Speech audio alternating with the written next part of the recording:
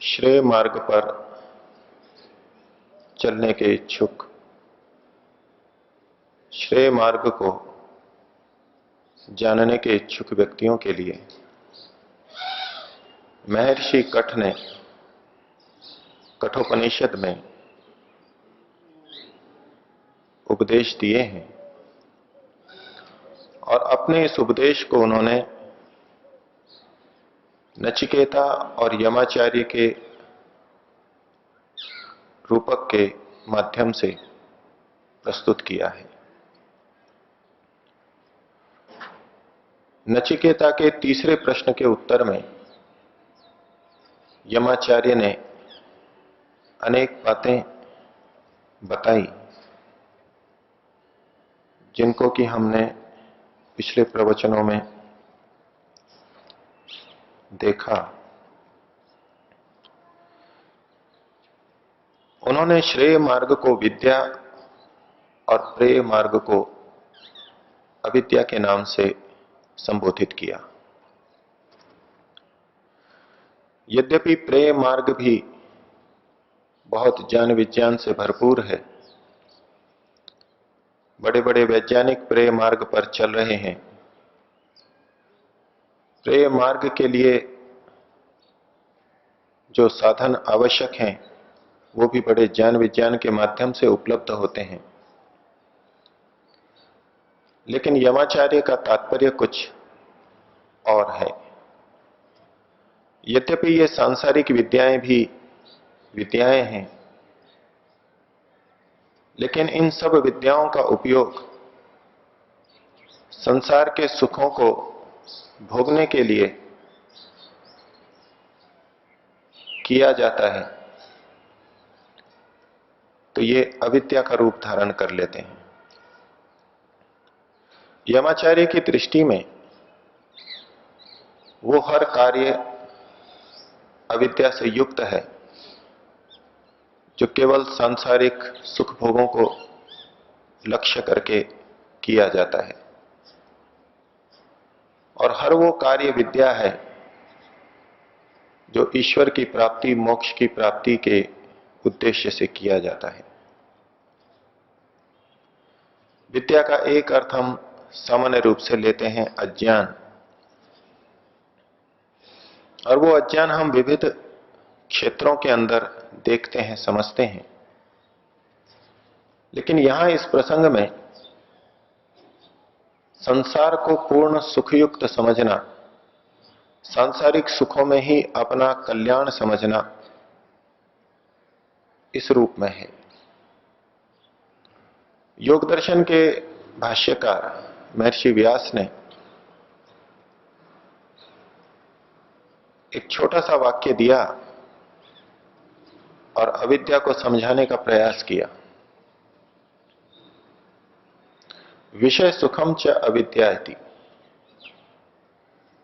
विषयों का सुख लेना अथवा विषयों में सुख समझना, बस यही एक तरह से अविद्या का पूरा स्वरूप आ गया। सांसारिक विषयों में पूर्ण सुख है, दुख रहित सुख है, ये मान लेना और ये मान करके उस ओर ही चलना, उसे ही अपना लक्ष्य बना लेना, ये अविद्या है और यही प्रेय मार्ग है। इसलिए यहां पर यमाचार्य ने प्रेय मार्ग को अविद्या के नाम से कहा और श्रेय मार्ग को विद्या के नाम से कहा।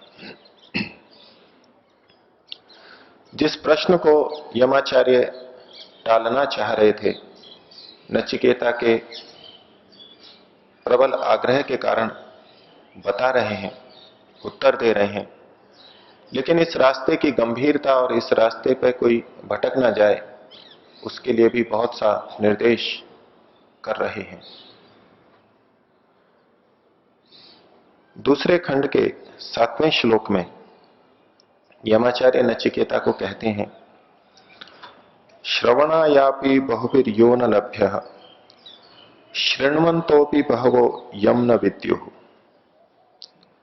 श्रवणाय अपि बहुभिर्यो न लभ्यः, ये वो ज्ञान है, ये उस मार्ग का ज्ञान है जो बहुतों को तो सुनने तक को नहीं मिलता है। हम कल्पना करें उस युग की जिसमें ये उपनिषद बनी होंगी, इतने प्राचीन काल में, जबकि बहुत अच्छा काल रहा होगा, उस समय के लिए भी ये कथन उतना ही सत्य है, और आज के युग में तो और भी अधिक सत्य है। श्रवणायापि बहुवीर यो न लभ्य, ये वो मार्ग है, ये वो विद्या है जो लोगों को सुनने तक को नहीं मिलती। हम समाज के अंदर देखें, धर्म का उपदेश तो बहुत सा होता है। संसार की अधिकांश जनता कथित धर्म से युक्त है। किसी न किसी धर्म को व्यक्ति मानता है, स्वीकार करता है, जिनको आज धर्म के नाम से कहा जाता है। भिन्न भिन्न मान्यताओं को वो स्वीकार करता है और उसमें अपना कल्याण भी देखता है। लेकिन यहां जिस विद्या की बात यमाचार्य कहना चाह रहे हैं, वो उस ब्रह्म विद्या की बात है जिससे मुक्ति की प्राप्ति होती है। धार्मिक उपदेशों के अंदर बहुत बड़ा भाग पुण्य और अपुण्य, क्या अच्छा है क्या बुरा है, किससे लोक परलोक सुधरता है और किससे लोक परलोक बिगड़ता है, इसी के ऊपर केंद्रित रहता है। अर्थात इस जीवन में हम कितने अच्छी तरह सुखी हो सकें, साधन हमको ठीक मिल सकें, और अगले जन्म में भी शरीर धारण करके विविध साधन उपभोग हमको मिल सकें, अच्छी तरह मिल सकें, अधिकतर उपदेश इतने तक सीमित रहता है। स्वर्ग और नरक तक सीमित रहता है, सुखद स्थितियों तक सीमित रहता है।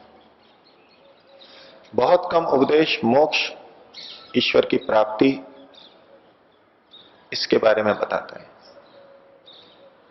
और जहां बताया भी जाता है वो बहुत कम लोगों के द्वारा सुना जाता है, जाना जाता है। तो ये जो उपदेश है उपनिषद में जो कहा गया, ये श्रवणाय अपि बहुवीर यो न लभ्य, श्रवणाय अपि बहुवीर यो न लभ्य। और विचित्रता ये है कि शृण्वन्तोपि बहवो यम न विद्युः, जो लोग इसको सुनते भी हैं उसमें भी बड़ा वर्ग वह है जो इसको सुनते हुए भी नहीं जान पाता है। शृण्वन्तोपि बहवः यम न विद्युः, बहुत सारे ऐसे लोग हैं जो इस मार्ग को सुनते भी हैं, तत्संबंधित पुस्तकें भी पढ़ते हैं, लेकिन फिर भी इसको जान नहीं पाते, समझ नहीं पाते। ये मार्ग इतना कठिनाई से समझ में आने वाला है। और इसी गंभीरता के आधार पर वो कहते हैं कि जब अधिकांश व्यक्ति इसको सुन ही नहीं पाते और जो सुनते हैं वो भी जान नहीं पाते, तो ऐसे में जो इसको वास्तव में सुनता है, जो वास्तव में इस तत्व को जान करके आत्मा परमात्मा का साक्षात्कार करके फिर बोलता है, वो दुर्लभ व्यक्ति होते हैं और बड़े विचित्र होते हैं। कहते हैं आश्चर्यो अस्य वक्ता कुशलो अस्य लब्धा, आश्चर्यो जाता कुशलानुशिष्ट। तो इस विद्या को प्राप्त करने वाला भी कुशल ही होता है, और कुशल के द्वारा अनुशिष्ट बताया गया, उपदेशित किया गया जो जानने वाला है वो भी आश्चर्यजनक होता है। क्योंकि सारा संसार प्रेम मार्ग पर चल रहा है, पूरा प्रवाह उसी तरफ है, इसलिए ऐसे में यदि कोई व्यक्ति अध्यात्म के मार्ग पर चले तो कुछ विचित्र ही प्रतीत होता है। लोगों को कुछ वो उल्टा ही दिखाई देता है, और इस विषय में उपदेश करने वाला भी कुछ विचित्र ही दिखाई देता है। लगता है कि ये क्यों हमारा समय खराब कर रहा है, ये क्यों नहीं कोई उपयोगी बात करता है, दो पैसे की बात, दो रोटी की बात, कुछ समाज को सुधारने की बात, कुछ राष्ट्र की रक्षा की बात, ये सब क्यों नहीं कर रहा? ये कहां उन परोक्ष आत्मा और परमात्मा मोक्ष के विषय को लेकर के बैठा है और इसको कौन सी धुन लगी है? तो इस विषय का बोलने वाला, जानने वाला, सुनने वाला, ये सब कुशल और बड़े आश्चर्यजनक हैं। यमाचार्य और सावधान करते हुए अगले श्लोक के अंदर कह रहे हैं, न नरेण अवरेण प्रोक्त एषः सुबेज्येयः बहुधा चिंत्यमानः। अवरेण नरेण प्रोक्त, कम योग्यता वाले व्यक्ति के द्वारा यदि ये विद्या कही जाए, उसके द्वारा कही गई विद्या, जो साधारण मनुष्य है, जो प्रेय मार्ग पर चल रहा है और अध्यात्म की ऊंचाइयों को जिसने नहीं छुआ है, ऐसा व्यक्ति अवर व्यक्ति कहलाएगा। तो अवरेण नरेण प्रोक्तः एषः बहुधा चिंत्यमानः न सुविज्येयः। तो अवर व्यक्ति के द्वारा दिया गया उपदेश, उससे सुनी हुई बात बहुत अधिक विचारी जाए तो भी, उसके बारे में खूब चिंतन किया जाए तो भी, ये विषय सुविज्ञेय, अच्छी प्रकार से नहीं जाना जा सकता।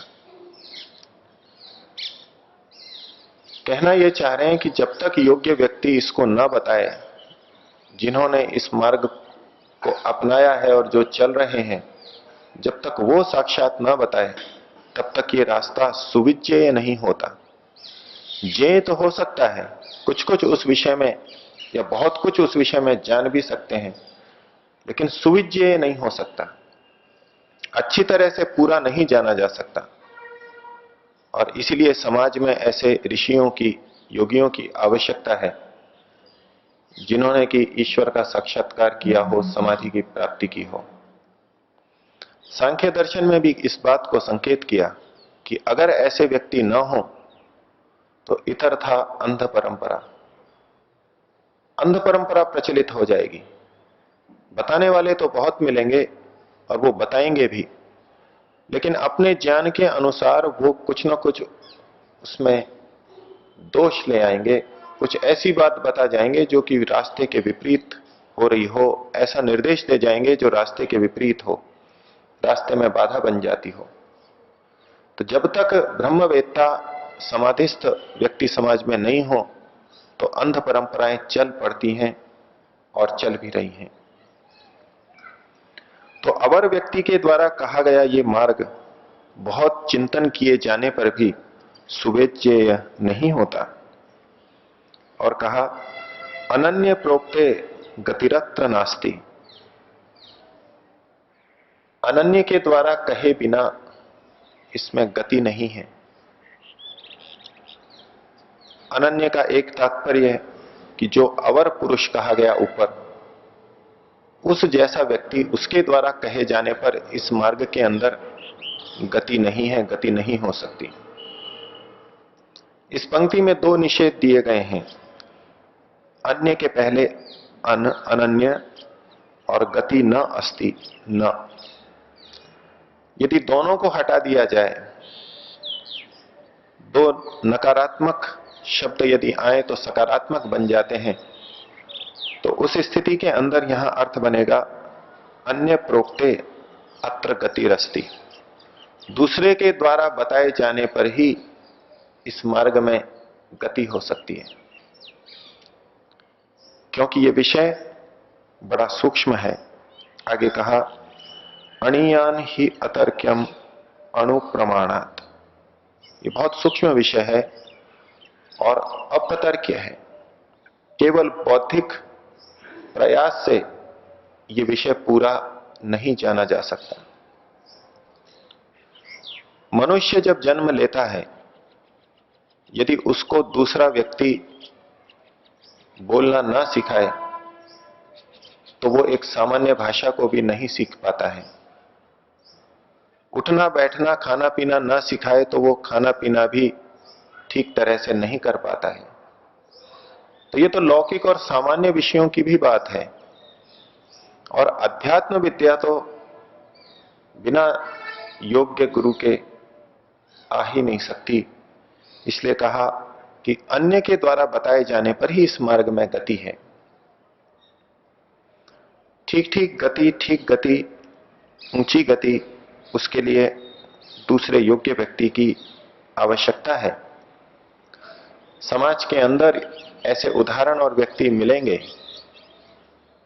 जो बिना उपदेश के भी इस रास्ते पर आगे चल सकते हैं। लेकिन ये वो व्यक्ति होते हैं जो पिछले जन्म के संस्कार लेकर के, अपनी पिछले जन्म की साधना लेकर के इस जन्म को पाते हैं। लेकिन पिछले जन्म में भी उन्होंने किसी न किसी से इस विद्या को पाया ही होगा। यदि मनुष्य को उपदेश न दिया जाए तो उसका सारा जीवन पशुओं के समान ही बीत जाएगा। पशुओं की गति से अतिरिक्त इस मनुष्य की गति नहीं हो सकती बिना उपदेश के। इसलिए प्रकारांतर से यमाचार्य कहना चाह रहे हैं कि तुमने ठीक चुना है और तुमने ठीक आग्रह किया है। यह विद्या हर कोई व्यक्ति नहीं बता सकता था। नचिकेता ने संसार के सारे सुखों को हटा करके, उनको अस्वीकार करके यमाचार्य से केवल यह उपदेश सुनना चाहा। अर्थात नचिकेता की दृष्टि में यमाचार्य से इस विषय का उपदेश पाना, इसका पलड़ा अधिक भारी था बजाय इसके कि वो संसार के सारे सुख साधनों को पाले। तो नचिकेता को यमाचार्य कह रहे हैं कि तुमने ठीक ही विचारा है, हर कोई इसको बता नहीं सकता और तुम भी योग्य हो, तुम इसको प्राप्त करने के योग्य हो और मैं तुम्हारे को इस विद्या का उपदेश दूंगा। आज का विषय यहीं तक रखते हैं। मन में ये विचार रखेंगे कि ये अध्यात्म का मार्ग हंसी खेल में जानने वाला नहीं है। इसके लिए हमें गंभीर होना होगा, गंभीर प्रयास करने होंगे और योग्य गुरु की तलाश भी सतत करनी होगी। और यदि हम कुछ इस मार्ग पर चल पा रहे हैं तो अपने प्रति भी स्वाभिमान रखना होगा, अपने आप से संतुष्ट रहना होगा कि यह मार्ग सामान्य नहीं है। प्रभु से प्रार्थना करेंगे हम इस श्रेय मार्ग पर सतत चलते रहें, इसके तत्वों को हम समझ सकें। ओम का उच्चारण। ओम।